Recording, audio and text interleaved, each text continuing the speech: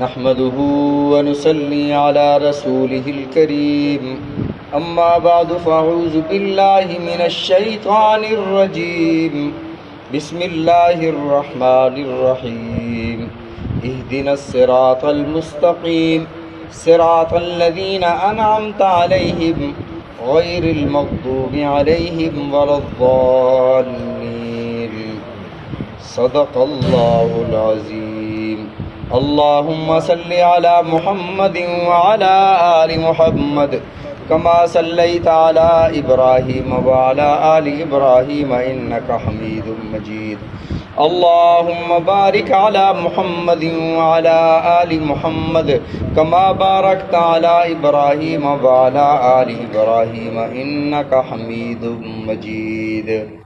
عزیزان من، سورہ فاتحہ میں ہم اللہ کی حمد و ثنا، اللہ کی رحمت، اللہ کی حکومت اور مالکیت کو بیان کرنے کے بعد، اللہ کی عبادت اور اللہ سے استعانت کا اقرار کرنے کے بعد اللہ سے ایک بہت ہی پیاری چیز مانگتے ہیں، ہدایت، اہدنا الصراط المستقیم۔ اب قرآن پاک کا طریقہ کار یہ ہے کہ یا تو ایک آیت کی تفسیر دوسری آیت کرتی ہے، یا پھر اس آیت کی تشریح اور تفسیر رسول اللہ صلی اللہ علیہ وسلم کے فرامین کرتے ہیں۔ اب اہدنا الصراط المستقیم، اللہ مجھے صراط مستقیم عطا فرما، اس میں ابہام تھا کہ وہ صراط مستقیم کیا ہے۔ صراط مستقیم کی وضاحت تو نہیں تھی کہ صراط مستقیم کیا ہے، سیدھا راستہ، وہ سیدھا راستہ کیا ہے اس کی وضاحت نہیں تھی۔ اگلی آیت میں اللہ نے اس کی وضاحت ارشاد فرمائی، صراط الذین انعمت علیہم، وہ راستہ، ان لوگوں کا راستہ جن پر اللہ تو نے انعام فرمایا، وہ راستہ۔ لیکن اب بھی وضاحت نہیں تھی کہ اللہ تو نے کن پر انعام فرمایا۔ پھر ایک اور آیت میں اس کی تشریح ہوئی کہ جن پر اللہ نے انعام کیا وہ کون سے لوگ تھے۔ تو سب سے پہلے یہ سمجھیں کہ صراط کسے کہتے ہیں۔ صراط کا معنی راستہ۔ قرآن پاک میں لفظ راستہ کے لیے، راستہ اردو زبان کا لفظ ہے، راستہ کے لیے 3 الفاظ استعمال ہوئے ہیں۔ الطریق، طریق معنی راستہ، سبیل، سبیل معنی راستہ، فی سبیل اللہ، اللہ کی راہ میں، سبیل، سبیل کا معنی راستہ، اور یہاں پر استعمال ہوا صراط، صراط کا معنی بھی راستہ۔ تو ان میں فرق کیا ہے؟ صراط کہتے ہیں ایسا راستہ جو بالکل سیدھا ہو، شاہراہ کی طرح، وہاں گم ہونے کا اندیشہ نہ ہو، بالکل سیدھا راستہ، شفاف راستہ، واضح راستہ، اسے کہتے ہیں صراط۔ سبیل ایسا راستہ جو ہموار ہو، وہاں گڑھے نہ ہوں، وہاں کوئی ایسی چیز نہ ہو جو چلنے میں رکاوٹ بن سکے، اس کو سبیل کہتے ہیں۔ اور الطریق، طریق کسے کہتے ہیں؟ ایسا راستہ جس پر صرف فقط ایک آدمی چل سکتا ہو، ایک آدمی جس راستے پر چل سکے، چھوٹا سا راستہ جہاں سے صرف ایک آدمی گزر سکتا ہو، اسے الطریق کہا جاتا ہے۔ اور اللہ نے ایک پل بھی بنایا، اس کا نام صراط ہے، پل صراط۔ پل صراط، نبی علیہ الصلوۃ والسلام نے ارشاد فرمایا ہر شخص وہاں سے گزرے گا، وہ نیک ہے، بد ہے، مسلمان ہے، کافر ہے، ہر شخص گزرے گا، لیکن کافر اس پل صراط سے نیچے گریں گے، جہنم کی وادیوں میں گریں گے، اور ہر بندہ اپنے اعمال کے حساب سے اس پل کو کراس کرے گا، وہاں سے گزرے گا۔ فرمایا کئی ایسے لوگ ہوں گے جو بجلی کی طرح سے پلک جھپکتے ہی گزر جائیں گے، اور کئی ایسے لوگ ہوں گے جو گرتے پڑتے جنت کے دروازے تک پہنچیں گے۔ اعمال کے حساب سے ہر شخص اپنے اپنے اعمال کے اعتبار سے وہاں سے جلدی یا تیز یا آہستہ گزرے گا۔ بہرحال اہدنا الصراط المستقیم، صراط الذین انعمت علیہم، اللہ وہ راستہ جن پر تو نے انعام کیا، ان لوگوں کا راستہ جن پر تو نے انعام کیا۔ ابہام تھا کہ اللہ تو نے کن پر انعام کیا، اور انعام کون سا تھا؟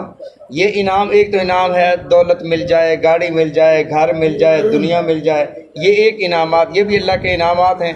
اور ایک انعامات یہ ہیں کہ ہدایت مل جائے، آپ کو علم مل جائے، آپ کو اللہ کی معرفت مل جائے، یہ بھی انعامات ہیں۔ تو یہاں روحانی انعامات کا ذکر ہے۔ اللہ جس پر راضی ہوتے ہیں سب سے بڑا انعام اسے نبوت عطا فرماتے ہیں. چونکہ نبوت کا سلسلہ ختم ہو چکا تو آج اللہ جس پر راضی ہوں گے، جسے پسند فرمائیں گے تو نبوت کا وارث بنا کر اسے علم عطا فرما دیں گے. علم سب سے بڑا انعام اور سب سے بڑی دولت ہے. تو فرمایا وہ راستہ اللہ جن پر تو نے انعام کیا. اللہ انعام کن پر کیا؟ تو اللہ نے سورہ نساء میں ارشاد فرمایا اولئک الذین انعم اللہ علیہم من النبیین والصدیقین والشہداء والصالحین. اللہ نے یہ طبقات ارشاد فرمایا. انبیاء کے طبقے پر اللہ نے انعام فرمایا، دوسرے نمبر پر صدیقین کے طبقے پر انعام فرمایا، والشہداء شہداء پر انعام فرمایا، صالحین پر انعام فرمایا. اچھا ایک بات سمجھیں، انبیاء جمع ہے نبی کی. نبی کسے کہتے ہیں؟ اس کا لغوی معنی ہے خبر دینے والا. تو آپ مجھے اگر کوئی خبر دیں، آپ میری خبر کسی اور کو جا کر دیں، خبر دینے والا، اس کا مطلب وہ نبی تو نہیں بن جائے گا. تو ہر خبر دینے والے کو نبی کہتے ہیں. یہ خبر دینے والا لغوی معنی ہے، لفظی معنی ہے. اصطلاح میں نبی اس کو کہتے ہیں جو اللہ کا پیغام لوگوں تک پہنچائے، اسے نبی کہا جاتا ہے. اور اصطلاحات خاص ہو گئی ہر ایک کے لیے. انبیاء کے لیے مثلا نبی کہا جاتا ہے، ہر خبر دینے والے کو نبی نہیں کہیں گے. بے شک میں بھی تو اللہ کی بات آپ کو پہنچا رہا ہوں، ہر اللہ کی بات پہنچانے والا نبی نہیں ہوتا. نبی وہ منصب ہے جسے اللہ خود عطا فرماتے ہیں، ہر ایک نبی نہیں بن سکتا. اسی طرح کچھ القابات ہوتے ہیں جو منتخب ہو گئے اور خاص لوگوں کے لیے وہ طے ہو گئے، وہ اب وہ دوسروں کے لیے ہم نہیں بول سکتے. مثلا عز و جل، عزا کا معنی عزت والے، جلہ کا معنی بزرگی والے. اور رسول اللہ صلی اللہ علیہ وسلم یقیناً عزت والے بھی ہیں، بزرگی والے بھی ہیں. لیکن ہم یوں نہیں کہہ سکتے کہ محمد عز و جل، یوں نہیں کہہ سکتے. کیوں؟ اس لیے کہ یہ اصطلاح اللہ کے لیے خاص ہو گئی ہے. اللہ عز و جل، یہ اصطلاح اللہ کے لیے خاص ہو گئی. صلی اللہ علیہ وسلم، اللہ رحمت بھیجتے ہیں. رسول اللہ صلی اللہ رحمت بھیجتے ہیں اللہ آپ پر، اور سلامتی بھیجتے ہیں صلی اللہ علیہ وسلم. اور اللہ ہر نیک پر رحمت بھیجتے ہیں. اللہ سحری کرنے والوں پر رحمت بھیجتے ہیں. اللہ روزے داروں پر رحمت بھیجتے ہیں. اللہ نماز پڑھنے والوں پر رحمت بھیجتے ہیں. تو ہم کسی نمازی کو صلی اللہ علیہ وسلم نہیں کہہ سکتے.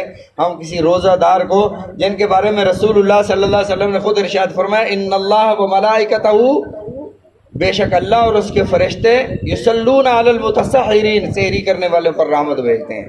تو ہم روزے داروں کو جو سحری کر رہے ہوں صلی اللہ علیہ وسلم نہیں کہہ سکتے، اس لیے کہ یہ اصطلاح رسول اللہ صلی اللہ علیہ وسلم کے لیے خاص ہو گئی ہے. اسی طرح رضی اللہ تعالی عنہم ورضوا عنہ، یہ صحابہ کرام رضوان اللہ علیہم اجمعین کے لیے خاص ہو گئی. اللہ آپ سے راضی، اللہ کے ولی سے اللہ راضی بھی ہے، وہ بھی اللہ سے راضی ہیں. آپ بھی تو اللہ سے راضی ہیں، ہر انسان اللہ سے راضی ہے. تو ہم کسی کو صحابہ کے علاوہ رضی اللہ تعالیٰ عنہم ورضوا عنہ نہیں کہہ سکتے. اسی طرح ایک اصطلاح رحمت اللہ علیہ، رحمت اللہ علیہ عام اولیاء کے لیے بولا جاتا ہے. اسی طرح ایک ہے امام اعظم. بھئی امام اعظم تو سب سے بڑے امام تو حضرت رسول اللہ صلی اللہ علیہ وسلم ہیں. آپ امام ابو حنیفہ کو امام اعظم کیسے کہہ سکتے ہو؟ بھئی امام اعظم اس لیے کہا کہ جتنے بھی ائمہ گزرے ہیں ان سب میں بڑے امام تھے، اس لیے انہیں امام اعظم کہہ دیا. جب بھی امام اعظم کا لفظ بولا جائے گا ذہن میں امام ابو حنیفہ رحمۃ اللہ علیہ آ جائیں گے. اب یہ اصطلاح کو کسی بڑے کے لیے کرنا کہ جی ہم رسول اللہ صلی اللہ علیہ وسلم کو امام اعظم کہتے ہیں، یہ غلط ہے. اس لیے کہ یہ تو ایک چھوٹے شخص کے لیے خاص ہو گئی ہے. ہم بڑی ہستی کے لیے امام اعظم کا لقب کیسے بتا رہے ہیں؟ اور جس طرح قائد اعظم، سب سے بڑے قائد کون تھے؟ حضرت رسول اللہ صلی اللہ علیہ وسلم. سب سے کائنات میں سب سے بڑے قائد وہ تھے. لیکن یہ اصطلاح ایک ایسے شخص کے لیے مقرر کی گئی ہے جو ایک عام انسان ہے. اب قائد اعظم کا لفظ بولتے ہی سنتے ہی ہمارے ذہن میں ایک مخصوص ایک خاص شخص کا نام، محمد علی جناح کا نام ہمارے ذہن میں آ جاتا ہے. تو ہم قائد اعظم کی اصطلاح رسول اللہ صلی اللہ علیہ وسلم کے لیے نہیں بول سکتے. کیوں؟ اس لیے کہ یہ تو ایک عام شخص کے لیے طے ہو گیا، خاص ہو گیا. اب اس کو اٹھا کر ہم رسول اللہ صلی اللہ علیہ وسلم کے ساتھ لگا دیں، نہیں ہو سکتا.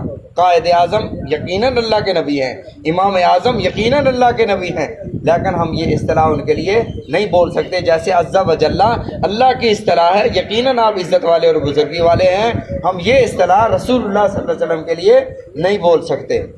تو فرمایا انبیاء خاص لوگ ہوتے ہیں، اولیاء خاص ہوتے ہیں، صدیقین، صدیق کسے کہتے ہیں؟ ایک ہے صادق، ایک ہے صدیق، ان میں کیا فرق ہے؟ انشاءاللہ اس کو کل ذکر کریں گے۔ اللہ تعالی ہم سب کو سمجھنے کی، عمل کرنے کی توفیق عطا فرمائے۔ وآخر دعوانا ان الحمد للہ رب العالمین۔